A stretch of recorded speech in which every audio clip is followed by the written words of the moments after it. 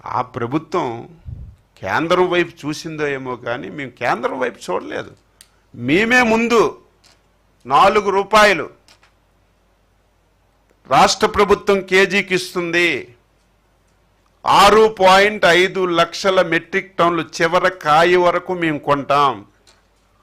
దీనికి 260 కోట్లు ఖర్చు అవుతుంది. మేమే డైరెక్ట్గా రైతుల అకౌంట్లో ఇస్తామని చెప్పి ఈ కార్యక్రమాన్ని మేము నడిపించాం. ఒకవేళ కేంద్ర ప్రభుత్వం కర్ణాటక లాంటి రాష్ట్రానికి ఇచ్చిన జీవో మనకిస్తే మాకు అయినటువంటి 260 కోట్ల రూపాయలు ఒక 130 కోట్లు రాష్ట్ర ప్రభుత్వానికి సేవింగ్ వస్తుంది తప్ప దీనివల్ల రైతుకేమి నష్టం లేదు. ఈరోజు కర్ణాటక ఇచ్చిన జీవో కూడా ఇంప్లిమెంట్ చేయడం లేదు. వాళ్ళ దగ్గర డబ్బులు లేవు, చేయడం లేదు. ఇదే మామిడి తమిళనాడులో పండింది, కనీసం వాళ్ళు స్పందించలేదు. మనం రైతు కష్టాన్ని చూసి ఇబ్బంది చూసి ఈ కార్యక్రమం మనం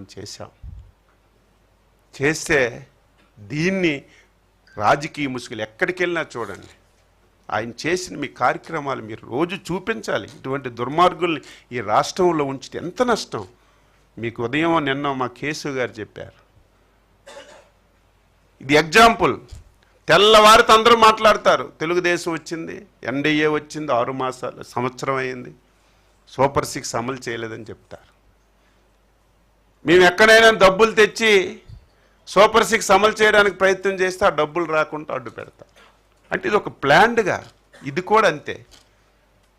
మామిడిది కూడా సేమ్, ఏమీ లేని ఇష్యూని కావాలని చేశారు. ఒక ఎక్స్ఎమ్మెల్యే అసలు ఏమనాలి? ఎప్పుడైనా ఇటువంటి మాటలు విన్నామా? చిత్తూరు జిల్లా పలమనేరు ఎక్స్ఎమ్మెల్యే వెంకటేష్ గౌడ్ మాకు కూడా ఎన్నోసార్లు పెర్మిషన్ లేకపోతే అడ్డు పెట్టారు. నాకు అడ్డు పెట్టి తీసుకెళ్ళి తెలిపారు, నీకు పెర్మిషన్ లేదు అయ్యా, నువ్వు ఆగంటే 5 సంవత్సరాలు ప్రాతినిధ్యం వహించినటువంటి ఒక ఎమ్మెల్యే ఒక డిఎస్పిని రఫా కోసియండి అని కార్యకర్తలకి రెచ్చగొడితే ఇంకా లా అండ్ ఆర్డర్ ఎక్కడుంటుంది? ఈ సమస్య ఎవరు లా అండ్ ఆర్డర్ కాపాడవలసిన వాళ్ళు ఎవరు? అచ్చెన్నాయుడు, సత్యప్రసాద్, మనోహర్ గారు కాదు. ఎవరు అధికారంలో ఉన్నా, ఎవరు రాష్ట్ర ప్రభుత్వాన్ని నడిపినా లా అండ్ ఆర్డర్ కంట్రోల్ చేయవలసింది, లా అండ్ ఆర్డర్ చూసుకోవాల్సింది పోలీస్ వ్యవస్థ.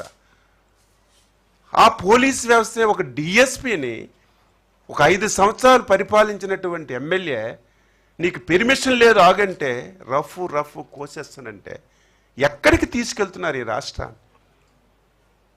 ఏం చేయాలనుకుంటున్నారు ఈ రాష్ట్రాన్ని? ఇది వాస్తవాలు. ఇవన్నీ ప్రజలు గమనంలోకి తీసుకోవాలి. వాళ్ళ గురించి మాట్లాడాలంటే నాకు ఇష్టం ఉండదు. చాలాసార్లు చెప్పాను, ఆయన పేరు ఎత్తాలన్న, పార్టీ పేరు ఎత్తాలని. కానీ ప్రజలకి చెప్పకపోతే, ప్రజలకి ఇవన్నీ తెలియకపోతే ఏం చూపిస్తారు సాక్షిలో, సోషల్ మీడియాలో? 5 లోడ్లు మామిడి పళ్ళు రోడ్డు మీద, సినిమా సెట్టింగ్లో జగన్ కారుళ్ళు మట్టడం, అయ్యయ్యో రైతులు మామిడి పళ్ళు కొనడం లేదు, ప్రభుత్వం మోసం చేసింది అని చెప్తారు. నేను చెప్పింది అబద్ధమా? చిత్తూరు జిల్లాలో 80% పర్చేజ్ అయిపోయింది.